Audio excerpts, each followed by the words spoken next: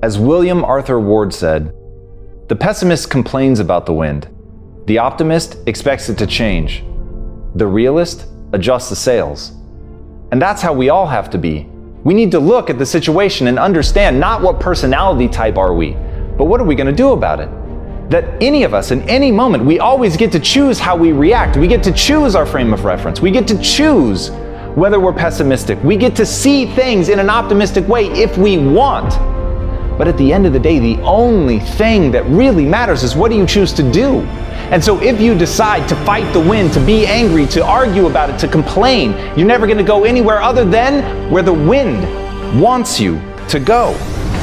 But if you remember that we have control, that we can react, that we can choose to adjust the sails, to harness the wind, to take us where we want to go, and instead of fighting against it and wasting energy, we learn how to harness everything around us. And as Alice Walker said, the most common way people give up their power is by thinking they don't have any. People lose sight of the fact that we always get a choice. No matter what happens in your life, the one thing that you get to choose at all times is the meaning that you ascribe to it. No one can take that away. No one but you gets to decide how you react, and your reaction is the bricks by which you build the life that you want. It isn't your intentions, it's not your thoughts, it's simply the things you manifest into the world. As you take action, the world reacts. As you take action, you progress. As you take action, you learn. As you build, you create things. And as you create things, you can construct a world that matches your vision. But it's understanding that you have that power. It's understanding that you always get a choice. And you lose that power when you give that up. You lose that power when you take the emotional security of complaining, of negativity, of pessimism. But if instead, you're not only optimistic, but you're an action-oriented realist who knows there's always something to do to take advantage of the situation. And that's what I want for you. I want you to understand you can always take advantage. You can always ask a question as powerful as, how is this worst thing that happened to me actually the best thing that ever happened to me? And when you flip your mindset like that, nothing in the real world changes, but suddenly you see everything differently. And that thing, that bad thing that you were stressing about, that you were crying over, it becomes empowering. It becomes something totally new. And think about the way that you can transform the past simply by thinking about it in a new way. And when you do that, then you're going to be able to maintain your power and even grow your power, because it's coming from understanding that if you own your decisions and always respect that you can act, that you can choose to harness any situation. When you remember that, you're in control. And when you're in control, you can go wherever you want to go. I want to dispel a myth for you. It's the talent myth. It's the belief that some people were just born with more than others, that some people are naturally gifted and some aren't, and that's just the way the cookie crumbles, and whatever you're going to be is essentially determined by how you started, that your DNA is exactly your destiny. I'm here to tell you right now, that's bullshit. It's just not true. It's not the truth of the way that humans are designed. As a species, we're the ultimate adaptation machine. The very thing that puts us at the top of the pyramid is our ability to adapt. It is the fact that the brain is plastic, that it responds to change, it responds to stressors, it responds to repetition. And repetition is a slave to obsession. As Conor McGregor said, there's no talent here.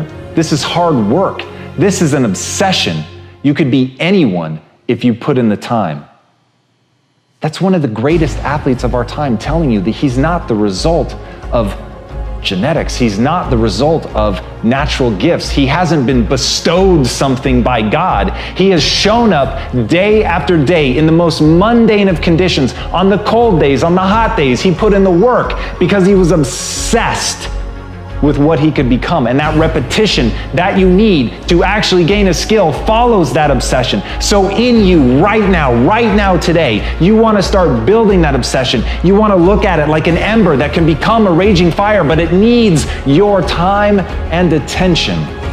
It needs your time and attention. You've got to take that interest. You've got to take that spark of desire, and you've got to fan the flames. You've got to turn it into that obsession. And from that obsession, if you put in the work, if you do the things day in and day out, the backbreaking work, pushing through the pain, fighting through feeling like an idiot, fighting through embarrassment, getting up, brushing yourself off, doing it again, practicing, putting yourself at somebody's feet and asking, what could I have done better? Not look at the things that you're doing well, but look at the things that you're doing wrong. Look at the things that you're doing poorly, staring at your inadequacies with no loss of pride. Because the only thing you value in yourself is your willingness to do that, your willingness to work your ass off. And as Sylvester Stallone said, I'm not the richest, smartest, or most talented person in the world, but I succeed because I keep going and going and going. And that's the secret. There's nothing more than that. The people that you see that win at the highest level, they were the ones that didn't give up. They're the survivors. And you've got to ask yourself, am I a survivor type? Am I the type of person that continues to push through when it gets hard, when it gets boring, when I feel lost, when I don't know what I'm doing, when I have no faith in myself, even in that darkest hour? Can I push forward? Can I accept that the human body will respond to that stress? It will respond to that stimulus, but I have to show up and I have to do the work.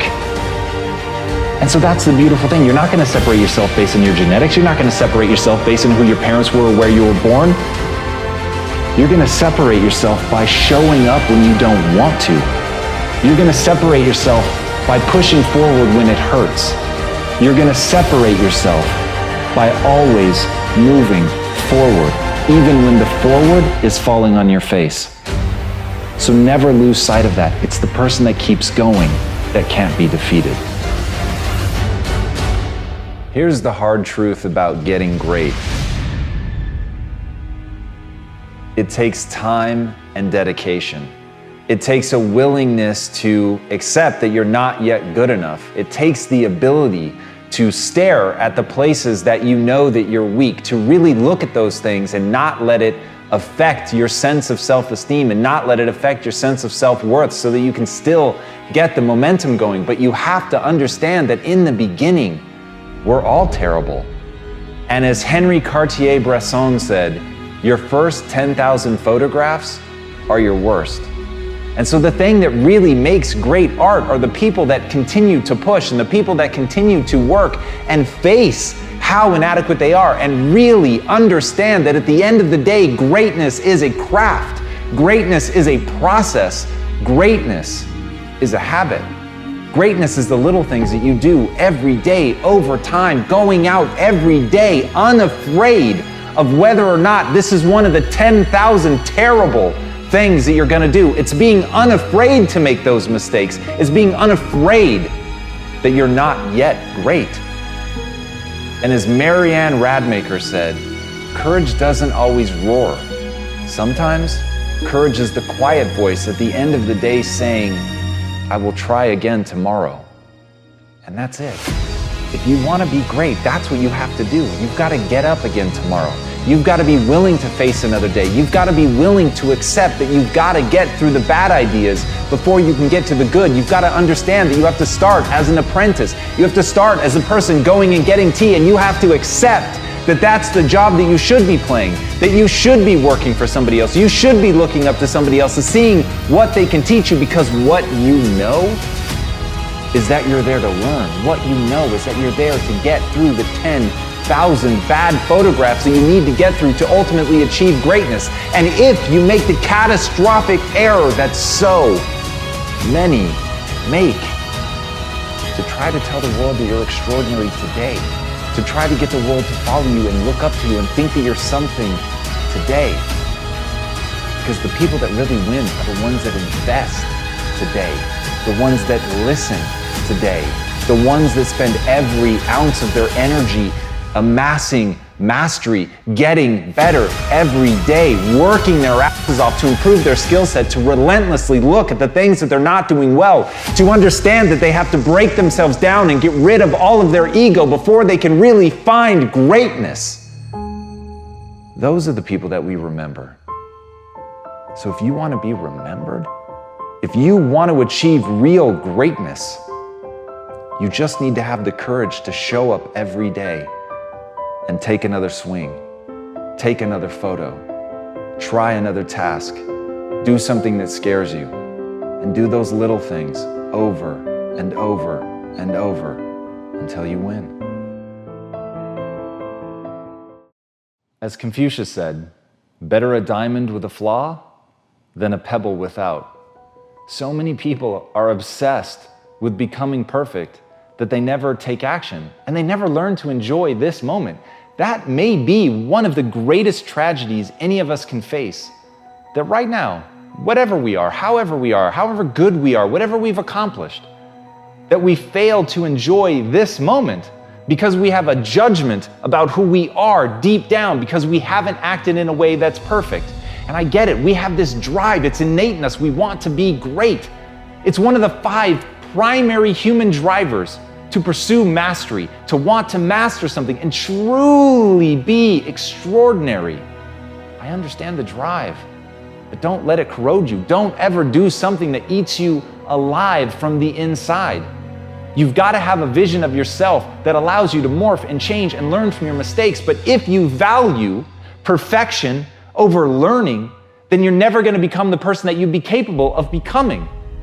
And as Anna Quindlen said, the thing that is really hard and really amazing is giving up on being perfect and beginning the work of becoming yourself.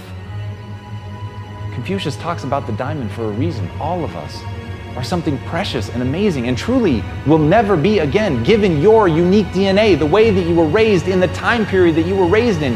You will literally never find this exact mind again.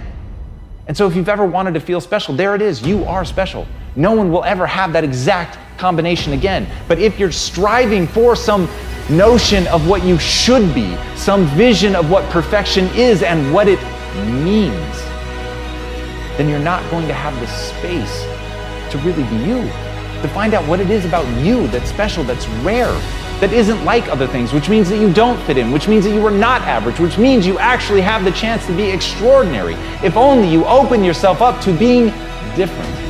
When you're willing to be the outcast, suddenly you can think differently, suddenly you can be different and act differently, and suddenly you can be so different as to be truly useful.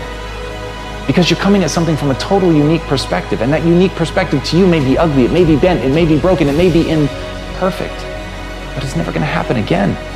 It's never going to happen again. And when you understand that, live it to the fullest. Understand this is it. This is one shot. This is the one you. I literally have the chills right now, because if you understand there's only one you, and you might as well be you. You might as well see what does that look like when it's taken all the way to the extreme. It's going to be different than other people. It's going to be ugly at times. It is going to be broken and flawed in some way, but it's going to be you. It's going to be unique. It's going to be different. It's going to be rare. And so truly, better to be a diamond with a flaw than the perfect pebble.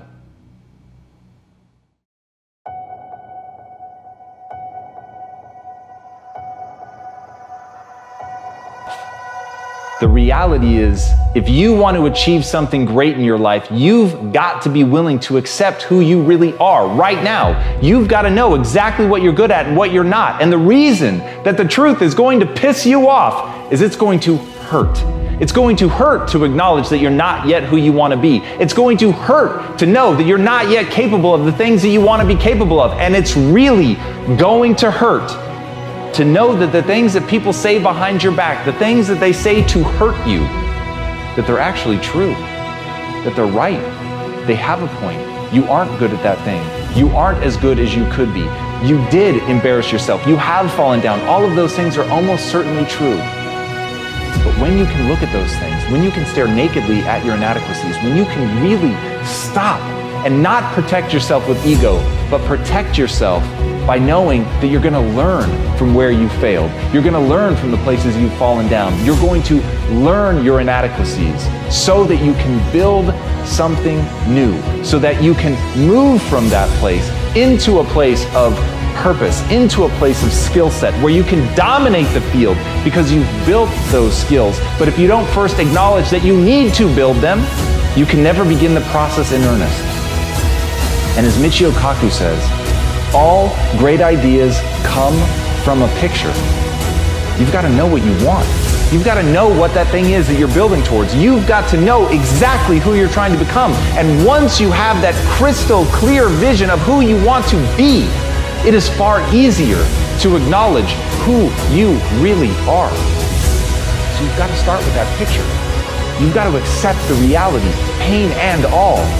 You've got to have that picture. You've got to know where you're going. You've got to know what the skills are that you need to build in order to get there. And once you do that, once you have that picture, and that picture is your obsession, it's the thing that you think about, you dream about, you put it up on your wall, you tattoo it in your mind, you know exactly who you're trying to become. If you do that, if you're honest with yourself about where you are, and you know exactly where you want to go, you can go anywhere. As Kendrick Lamar said, it was always me versus the world until I found it's me versus me. I think that's where most of us start. We think that there's something outside that we're struggling against. We think that literally the world is against us and we're raging against something, but we don't even know what that thing is that we're raging against. And as you fight and try to make your way, and as you try to accomplish something incredible, you find that you're not making any headway. And that moment that you finally begin to break through and build something extraordinary, in that moment, the realization is that it was always you trying to figure out how to become the best version of yourself.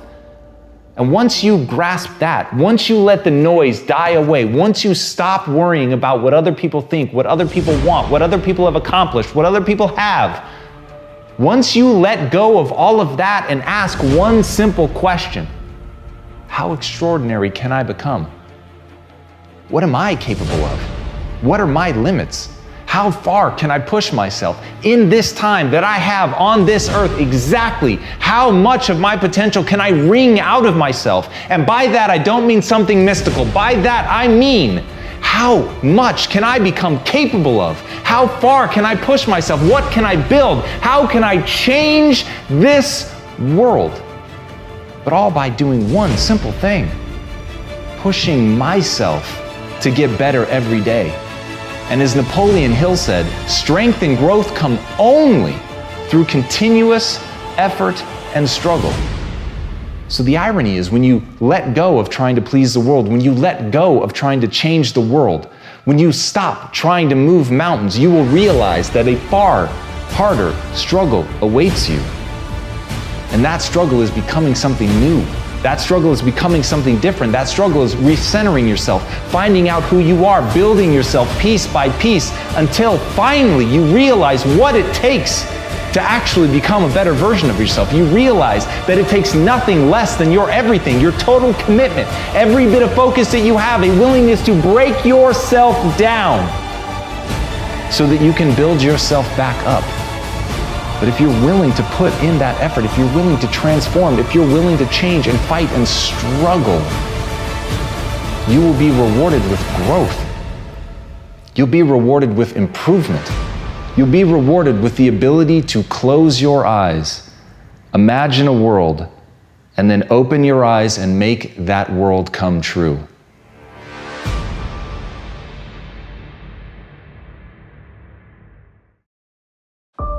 As Maya Angelou said, if you don't like something, change it. If you can't change it, change your attitude. That's some of the best advice you're ever going to hear. At the end of the day, you should always be trying to change the things that you have the ability to change. But there are inevitably going to be things that you can't change, but you're never helpless. You're never a victim. In that moment, you still have the unbelievable ability to choose to look at it in a new way, to choose to reframe it. And in that reframing, you change everything. You don't just change your own neurochemistry. You're not just changing the way that you feel. You're actually changing the way that you're going to approach the problem. Something that was moments before, something that seemed impossible, something that was breaking your will to continue to fight. with a change in attitude becomes something completely different. And as Hans Selye said, adopting the right attitude can turn a negative stress into a positive one. And that game of mental jujitsu is what it's about. That game of flipping something on its head, of turning something around, of seeing it in a new way so that you can act in a new way, is how you make forward progress. And understanding that, understanding the need to take control of your perceptions, understanding your need to change your perspective, that's how you begin to get ahead. Once you understand that your perspective is a choice, it is not objective truth. Burn that into your mind. It is not objective truth. The world that you see around you is simply the perspective through which you see it. All of life is a funhouse mirror. And when you acknowledge that, when you understand that you're looking at a distorted view of the way the world is, you realize that you can adopt a different distortion. You can adopt a distortion that allows you to see things more clearly, that allow you to see things in a way that empower you. And that should always be the first step, is figuring out not what is, not what you can change, but instead understanding what you need to change it to. And understanding that that change comes from inside you. It isn't a manifestation that you have to make in the outside world first. It's a change you have to make inside yourself. It is a shift of perspective. It is simply stepping to the side of what you're used to and how you're used to seeing things, and understanding that in reframing things, you take that negative and turn it into something that builds you up. But you've got to choose. You've got to decide. You've got to believe that you can do it. But once you believe that you can see things in any way that you need to reach your goals, your life will change forever, because you'll actually reach your goals.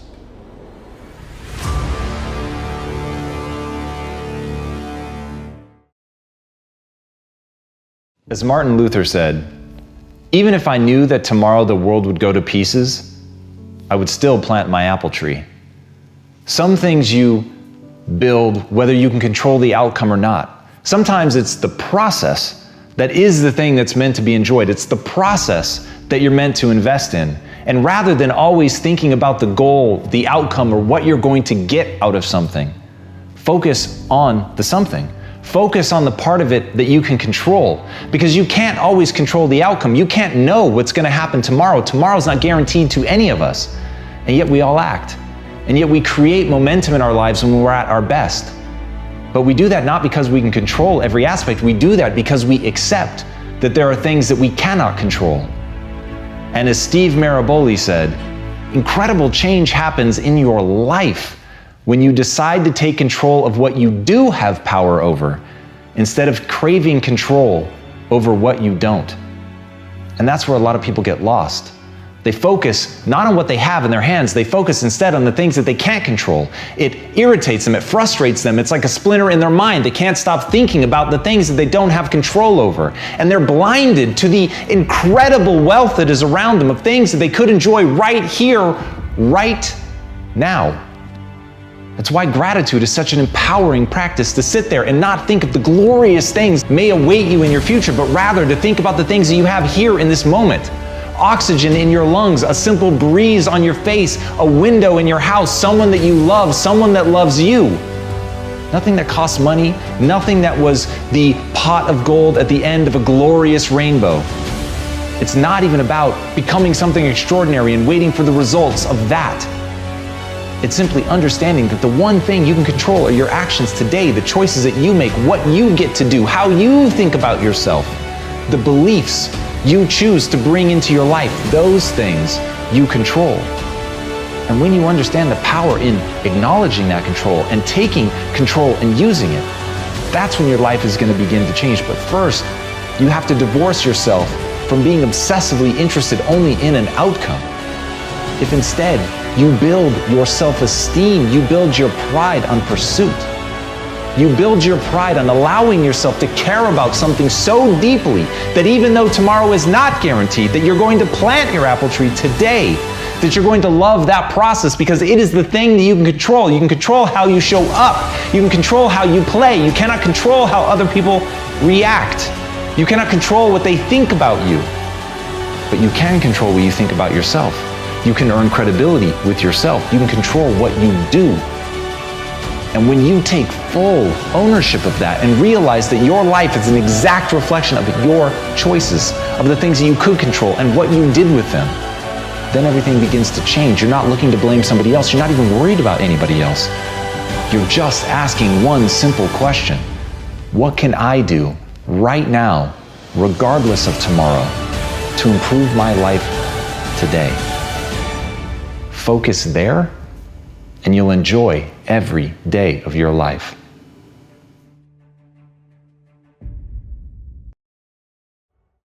I want you to burn into your nervous system the following statement, because it is a fundamental truth of the human condition. It is literally the baseline physics of what it means to be a person.